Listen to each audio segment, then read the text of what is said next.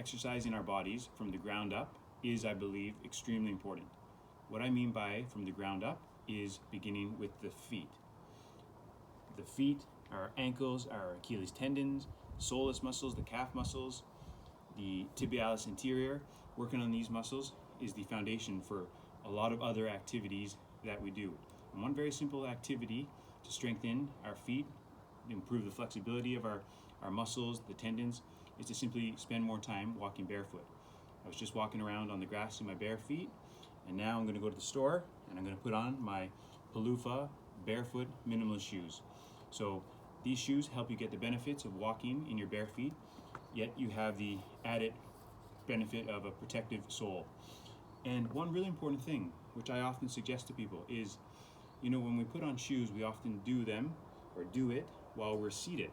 I recommend trying to get down on the ground and then put your shoes on while you're seated.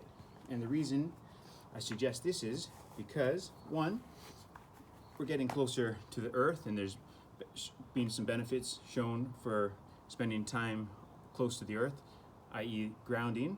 But then when you're down on the ground, you have to get yourself back up off the ground, which is a form of strength training. And for example, if you're new to this, you might have to use your legs and your hands for support. So for example, you could rock down on one knee, put your hands down here, and then gradually work your way up. Go back down.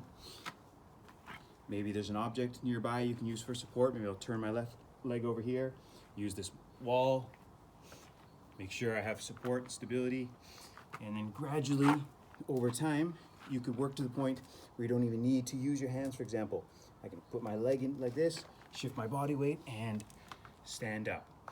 So putting your shoes on from the ground as opposed to a chair forces you to engage in some strength training, which can be fantastic for health.